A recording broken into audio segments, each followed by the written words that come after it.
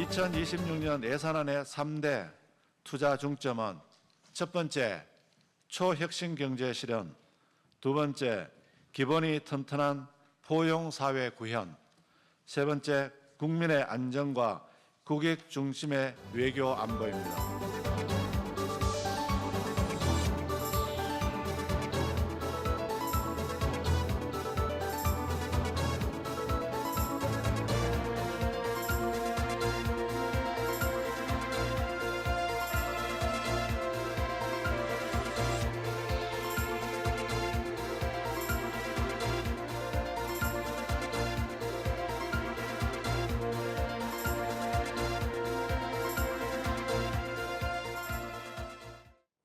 오늘 발표된 2026년 예산안은요, 새로운 정부의 첫 번째 예산안인 만큼 향후 5년간 국정 방향을 가늠할 수 있는 중요한 지표가 됩니다. 자, 정부는 내년 예산안에서 이 재정 제도의 혁신도 함께 추진을 했었는데요. 과연 오늘 발표됐던 내년 예산안 어떤 내용에 주목해야 될지 자세히 살펴보도록 하겠습니다. 권혁중 경제평론가 모셨습니다. 안녕하십니까? 네, 안녕하십니까? 네. 자, 지금 보면은 내년에 총 수입은 670조 원대, 그리고 관심이 많았던 이 총 지출이죠. 728조로 잡았습니다. 작년에 비해서 한 6% 이상, 거의 8% 넘는 그런 증가율을 보였는데요.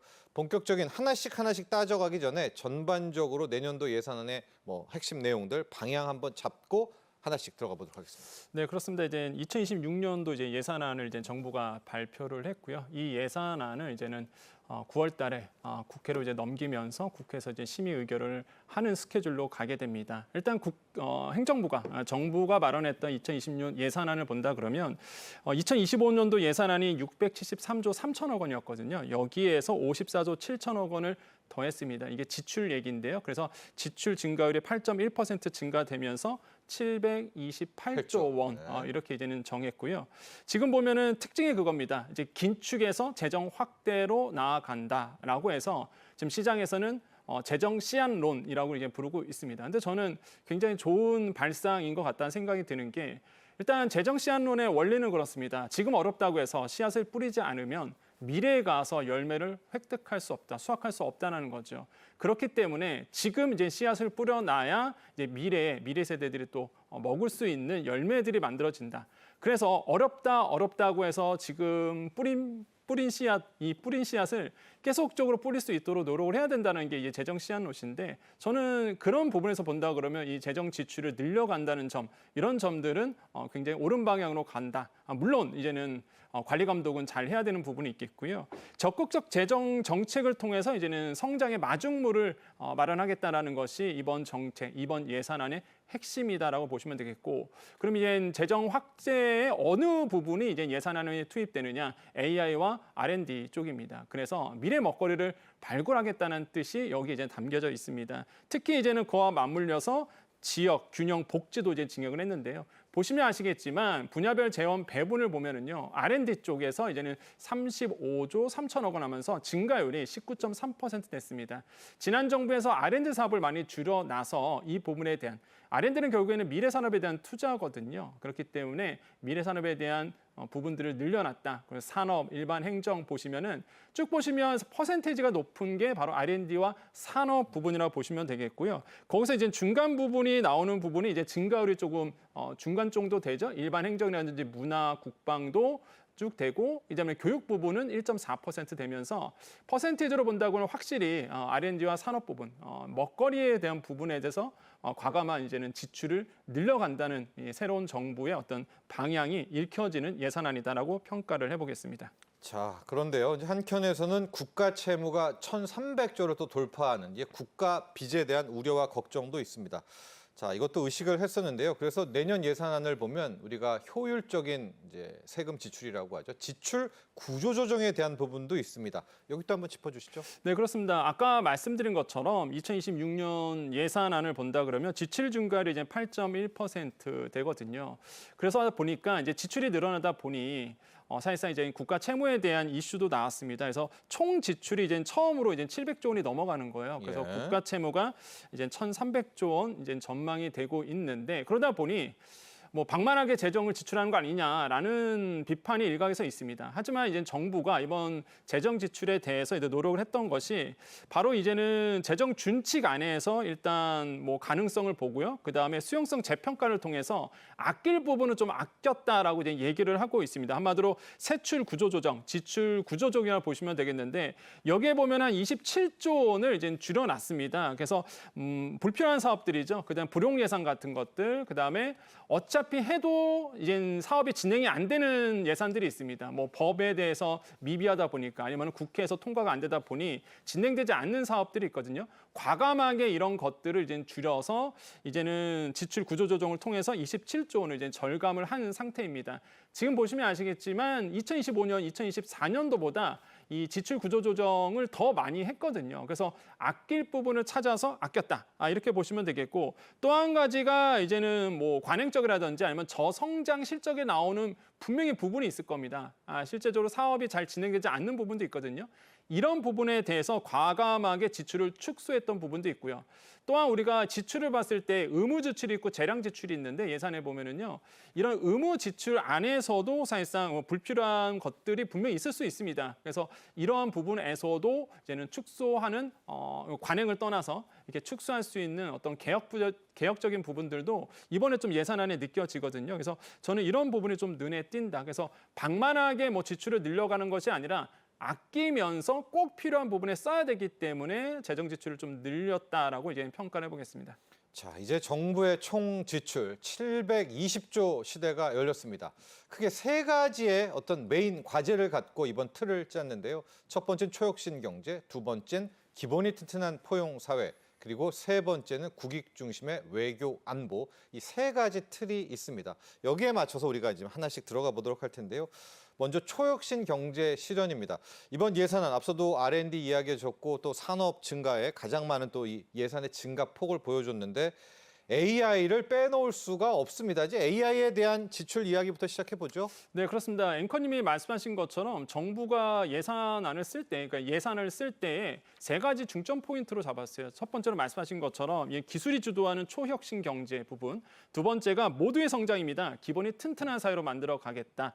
세 번째로는 국민의 안전 중심으로 해서 국익 중심의 외교를 확보하겠다. 이 세 가지 측면에서 지출을 하겠다라고 밝혔습니다. 그럼 첫 번째가 바로 이런 초혁신 경제로 나아가는 거거든요. 네. 여기에 중심이 바로 AI라고 네. 보시면 되겠죠. 그래서 3대 강국 도약을 위해서 10조 1,000억 원 정도가 투자가 되고 이게 전년 대비해서 3배 정도 늘어난 예산이라고 보시면 됩니다.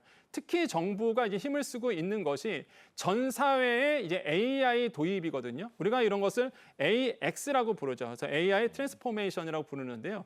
이런 AX 스프린트 300 사업이 있습니다. 이게 우리 일상 속에서 AI를 투입하는 거예요. 예를 들어서 내가 뭐 미용을 할 때나 아니면 뭐 걸어갈 때나 이런 때에 이제 로봇과 AI 산업이 접목이 돼서 우리 일상생활에서 AI를 느껴보게 하는 것, 체험하게 하는 것, 이 대혁신, 대변화거든요.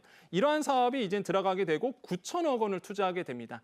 9천억 원 투자되고 여기에서 본다 그러면 10개 부처가 각각의 예산을 이제 출원하게 되는데 한 10억 원에서 40억 원 정도로 출원해서 이제 투자하거든요. 이런 것도 좀 눈에 띄는 부분이 있겠고 특히 로봇, 뭐 자동차, 그다음에 조선 가전 이런 분야에서 AI로 대전환이 일어나는 거죠. 그래서 정부가 AI의 방점을 찍었다 이렇게 보시면 되겠고요. 특히 이제 국민 생활과 밀접한 곳에서 이런 대혁신이 일어날 겁니다. 뭐 예를 들어서 이런 거예요. 이 피부 분석 거울이 대표적인 사례라고 볼 수 있는데 거울을 보면은 나의 피부를 또 분석해 줍니다. AI를 통해서 아니면은 뭐 아이의 울음소리를 들으면 뭐가 불편한지 알 수 있는 이런 기술들 이런 AI 진짜로요? 네, 그렇습니다. 거기까지 왔습니까? 네, 이런 어떤 그 생활 밀접형 사업에 AI가 도입이 된다는 거거든요. 이게 바로 이제는 스프린트 300 사업에 사실 들어갈 수 있는 부분이에요. 그래서 이런 사례도 이제 나오고 있습니다. 그래서 정부가 우리 일상생활에 도입되는 AI 산업 이런 것들을 좀 얘기하고 있고요. 또 한 가지 본다 그러면 국내 핵심 인재 양성이라든지 아니면 GPU 5만 장 확보해서 이제 민간 연구기관들을 쓸 수 있도록 하는 부분, 신사업과 R&D 혁신 부분도 당연히 나올 수밖에 없고요. 특히 이제 국민 성장 펀드 100조 원 이상 마련하겠다. 정부가 이제 1조 원 정도 출원하고요. 또한 모태펀드 역대 최대 출자하는 부분도 이런 것도 이제 눈에 띄곤 합니다. 그래서 제가 봤을 때 확실하게 이런 그 AI에 대한 드라이브를 걸었고요. 무엇보다 AI 산업으로 가기 위한 것은 항상 인재가 필요합니다. 네. 그래서 이런 교육 부분에도 정부가 예산을 쓰게 되는데 특히 AX 대학원, AI 대학원 24개 교에 1천억 원을 이제 투자하게 되거든요. 그래서 저는 항상 강조하는 게 그겁니다. 인재를 키워야 된다. 이런 부분도 소홀하지 않았다라고 좀 평가를 해봅니다. 예, AI 이야기 더 해보도록 하겠습니다. 저희 지금 우리 이제 대한민국은 AI 3대 강국으로 나겠다 이런 목표를 세우고 있고요. 네. AX 저희 경제인사이트를 자주 보셨던 분들은 우리 생활의 모든 것을 다 AI로 바꿉니다. AI 트랜스포메이션이기도 한데 평론가님, 우리 삶을 이제 AI로 다 바꾸는 대전환을 해야 되잖아요. 네. 그래서 소버린 AI, 피지컬 AI, 공공 AI 할 게 참 많습니다. 이제 이번에 지출, 이번 예산안에서도 AI가 가장 선봉에 서게 되는데 조금 더 다양한 부분들 이야기해 주시죠. 네, 그렇습니다. 이제 소버런 AI 같은 경우에도 사실상 이제 AI가 사실상 우리나라에 이제는 주권화되는 주권이죠. 거죠. 네. 그래서 우리나라에 주도적으로 해서 우리나라의 AI, 그냥 한마디로 LMM, 거대원의 모델을 만들어서 저는 가장 관심 있는 부분이 바로 소버린 AI거든요. 예. 왜냐하면 아시겠지만 저도 한번 테스트를 해봤는데요. 이런 생성형 AI, 외국계 AI한테 독도가 어느 나라 땅이니 이렇게 물어보면 한국이라고 얘기합니다. 그런데 일본 관점에서 내가 일본인인데 라고 하면 일본 땅이라고 얘기를 해요 또. 예. 그러니까 이게 사실상 외국의 시선에서 바라보는 정보들이거든요. 그렇기 때문에 우리나라에 맞는 왜냐하면 많은 학생들이 AI를 통해서 이런 챗 GPT나 이런 생성형 AI를 통해서 학습을 하고 있기 때문에 우리나라의 AI가 그래서 필요한 겁니다. 그래서 우리나라에 학습이 되어 있는 이런 소버린 AI가 통해서 우리나라의 주권을 지켜나갈 수 있다. 저는 그런 점에서 의미가 있고요. 피지컬 AI 선도 국가에서 중점 사업으로 나아가는 부분도 눈에 띕니다. 말 그대로, 로봇입니다. 예. 네, 우리가 밀접하게 만지는 것들, 우리가 물리적인 어떤 생활 안에서 느껴지는 AI거든요. 여기에서 이제 로봇이라든지 다양한 툴들이 있겠죠. 디바이스가 있을 겁니다. 여기에 AI가 활용되는 부분, 이것도 소홀히 할 수 없는 부분이고, 그다음에 공공 AI 아까 말씀하셨죠.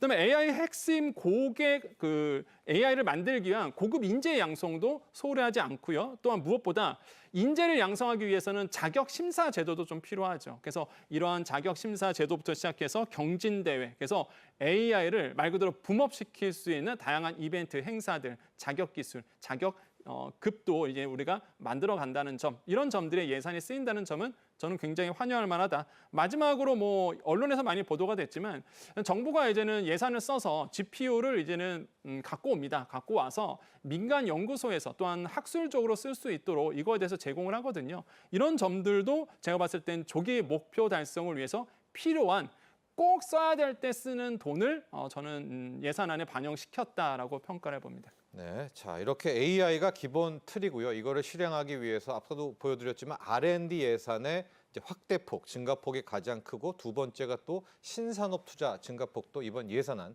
이 총 지출에서 가장 많은 이 확대율이 증가폭이 컸던 그런 분야이기도 합니다. 우리가 국민성장펀드라고 해서 100조 원 규모의 또 재정 지원에 대한 그 내용도 있었잖아요. 네. 이거는 어떻게 좀 반영되는지도 좀 궁금하고 이 R&D 부분 얘기도 조금 더 해주시죠. 네, 그렇습니다. 이게 가장 관심 있는 게 국민성장 펀드인데요.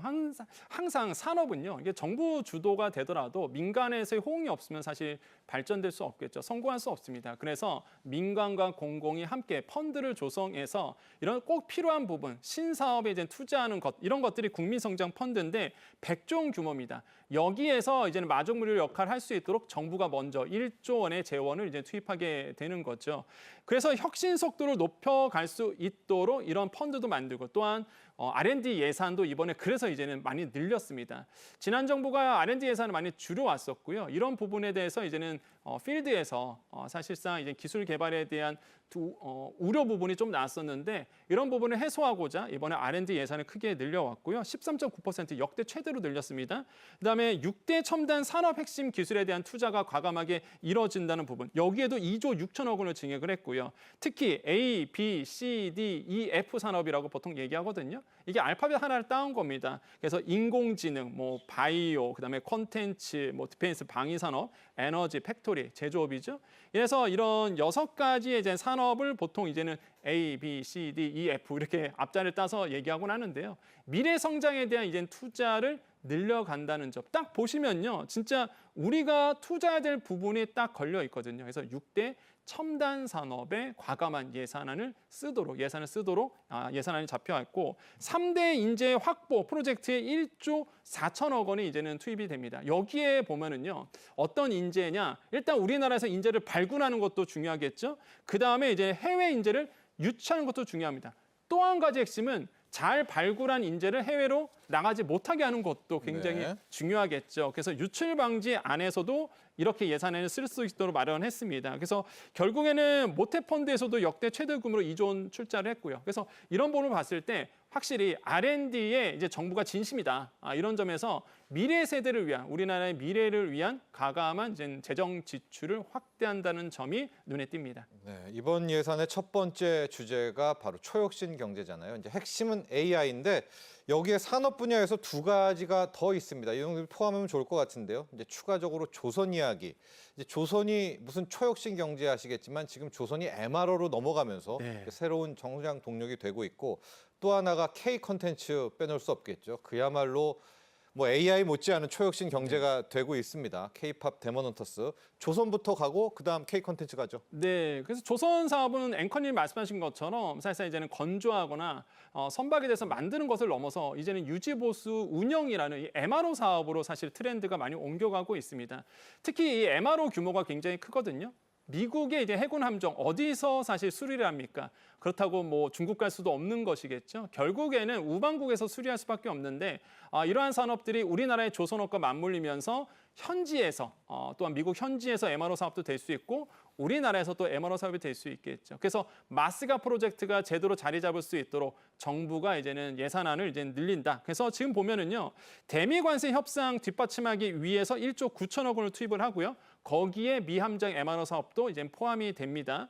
그다음에 관세 피해 업체도 분명히 있습니다. 이번에 관세 이슈로 인해서 사실상 해외에 이제는 뭐 수출하고자 준비하신 기업이라든지 아니면 이미 수출하고 있는 기업들 이런 관세로 인해서 피해를 받은 업종들이 있는데 이런 업종에 대한 이제 긴급 바우처도 신규로 이제 제공하게 되는데요. 전 눈에 띄는 점이 이거예요. 대미 수출 준비 내수 기업까지 여기에 포함해서 바우처를 제공한다는 점은 네. 확실히 좀 디테일하게, 그러니까 세밀하게 좀 살펴봤다라는 점에서 눈에 띕니다. 또한 아까 말씀하셨던 K-팝에 대한 한류에 대한 이제 예산도 늘려갔는데요. 특히 저도 너무 재밌게 봤던 이 K-팝 데몬 헌터스 이게 정말로 엄청난 인기잖아요. 네. 결국에는 이런 산업을 통해서 우리 산업이 더 발전할 수 있다. 뭐 일각에서는 그런 얘기 하더라고요. 결국에는 돈 버는 거는 일본과 미국 아니냐. 이런 우리나라가 제작했어야 돼요. 네. K-팝 데모넌터스를. 네. 그런데 다음을 놓치면 안 되겠죠. 네. 맞습니다. 그래서 이런 어떤 K 데몬 헌터스를 다시 한번 또 만들 수 있도록 우리나라가 이제 제작을 해서 네. 할 수 있는 역량을 하기 위해서 이제는 재정이 또 쓰여지는 되고요. 이렇게 한류에 대한 관심도 이번에 또 예산안에 포함됐고요. 특히 외국 관광객이 우리나라 와서 쓸 수 있는 이런 K 관광 패스를 4만 명에게 제공을 합니다. 저는 이거 정말 잘 만든 것 같아요. 그래서 뭐 교통도 쓸 수 있고요. 다양한 이제 한류 문화를 즐길 때 우리나라 와서 쓸 수 있는 이런 포인트를 만들어 주는 거 저는 굉장히 좋은 아이디어에서 출발했다라고 생각을 해봅니다. 한류 연계에서 이제는 뭐 투자 부분에서 2조 3천억 원 정도에서 3조 2천억 원을 확대되는 부분도 있고 그래서 콘텐츠 정책 금융 확대하고 K 붕업하고 이런 점에서 글로벌 문화 강국으로 조성될 수 있도록 예산안이 편성된 상태입니다. 자, 내년도 예산안 두 번째 주제를 보면은요. 국민 모두를 포용하고 함께 성장 그리고 기본이 튼튼한 사회 이런 주제가 있습니다. 딱 드는 생각이 민생 예산도 네. 그렇고요. 지방 경제에 대한 부분도 여기 담겨 있겠고요. 또 저출산 고령화 문제들, 요즘에 이제 사회 안전들까지 될 텐데 내용이 많거든요. 좀 그래도 핵심적인 내용도 좀 정리해 주시죠. 의무 지출 부분이라고 보시면 됩니다. 이게 예산 보면 의무 지출 쪽이 있는데 이게 이제 복지 예산이 좀 많이 포함되거든요. 이게 결국에는 이제 따뜻한 나라를 만들기 위한 국민 모두가 잘 사는 나라로 가기 위한 이제 재정이다 이렇게 생각을 해보시면 되겠습니다. 가장 중요한 게 교육이겠죠. 서울대 10개 만들기 프로젝트. 그래서 말 그대로 거점 국립대에 이제 집중 투자해서 인재가 지역에도 남아있을 수 있도록 지역 인재를 발굴하는 사업도 눈에 띄고요.